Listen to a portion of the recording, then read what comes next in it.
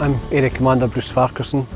I look after the service delivery for Aberdeen City, Aberdeenshire and Moray, but I also have the national responsibility for wildfire across all of Scotland, and as part of that responsibility I chair the Scottish Wildfire Forum.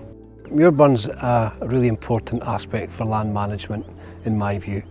The ability to manage the fuel and create a mosaic pattern across the countryside of different types of burn, so fuel in different conditions from freshly burned to regenerating to needing burned, allows us the opportunity when we do get wildfires to have that broken fuel continuation.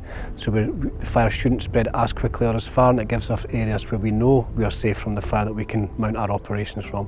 So muirburn's a really effective way of controlling the fuel or vegetation that is on the hillside, but also for allowing us opportunities to fight fires when they do happen. The assistance we receive from gamekeepers at large wildfires is absolutely invaluable. They bring a level of expertise as to the land that we're having the fire on. They understand how, if they're muirburn experts, how fire will behave in that landscape and in that vegetation. They can take us further into the countryside with the vehicles that they have, and they very often have firefighting equipment and firefighting knowledge that we can use at the incident. I would say that the wildfire assistance we get from gamekeepers and other land managers is absolutely essential and critical to the effort we can mount to fight the fire. Gamekeepers have a great number of skills that we can use at a wildfire. The skills they use for muirburn are really transferable across into the wildfire scenario. So they've got good understanding of backburning, of controlling a fire flank, of extinguishing the fire using fogging equipment, beaters, leaf blowers. They've got a really high understanding and a lot of experience in working with fire in the landscape.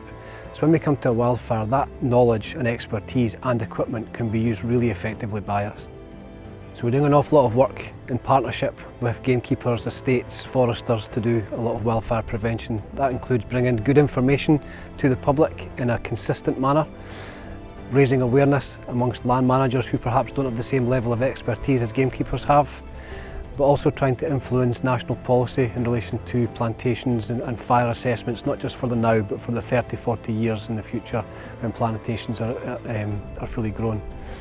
We're also developing a training package to assist people in the practice of muirburn, to bring a higher level of expertise and safety into that practice.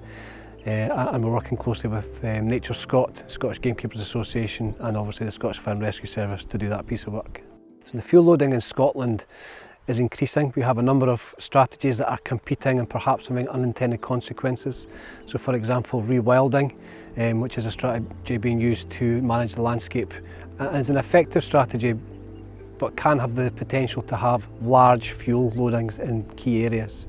And where we see large fuel loadings that have no interruptions, when a fire does take hold, it will move through it very quickly, and the fire behaviour will be extreme and the intensity will be high when it's got a high fuel loading. So that muirburn or fuel management to reduce the fuel loading is really important. We are seeing an impact of climate change. The fire behaviour that we're experiencing when we get wildfires is of a higher intensity than we've seen before, and all of this is coming together to give us some concern. Muirburn's a really effective way of managing the fuel and of controlling any subsequent fire behaviour and intensity. So when the heather has been burnt back, if a fire does come through, it's likely to burn with less intensity because there's less fuel to burn, so the fire will not have the opportunity to penetrate into the soil depths, and it's the peat that's the real key to carbon capture. If the peat becomes involved in the fire, and in a wildfire it's more likely to, then it will release massive amounts of carbon into the atmosphere. So we really need to have small, controlled, cooler fires to prevent large, uncontrolled, hotter fires that have the potential to release huge quantities of carbon. So to help us prepare for wildfires in the future, there's some really important things that we can do in conjunction with gamekeepers and land managers. We really want to work closely with them to understand how our skills can complement each other, what equipment each other has, and how managing the landscape by putting in roadways, access to water supplies, hard standing could assist us with a wildfire. And one of the easiest things we can do is to have a good fire plan available on every estate that shows key locations on the ground, roadways, fence lines, power cables, in fact any asset of value that the gamekeeper and farmer wants us to know about. Joint training is a key part of this as well, and we're really working hard to get to the point where our firefighters can come and either observe or assist with muirburn activity. And that joint training will help us to understand what the gamekeepers can do and help the gamekeepers to understand what it is we're wanting to do at a wildfire. But it also builds a really good close relationship between the two parties so that when we do have a fire, it's a far easier thing to get on and just work together. And the ultimate aim would be that if when we do have a wildfire we can respond together, not just alongside each other but as co-teams, and have gamekeepers, firefighters working hand in hand, dealing with the same fire, with the same understanding of the objective to be reached, and the same techniques being used by both. So we really want to strengthen that relationship with the gamekeepers, to get good information sharing by the way of fire plans, to get good joint training so that our prevention messaging and our response can be far better than it is at the moment. If muirburn was restricted or banned, then in my view there would be a huge impact on wildfire prevention. It's really important to understand the land you're burning on, so yes, some sort of precautionary measures need to be taken around about burning over peat, but there are measures in place already, so it's just about enforcing them and making sure that the people that practice muirburn understand the soil types that they're burning on and they have a fire that's appropriate to that soil type, or indeed another form of fuel mitigation.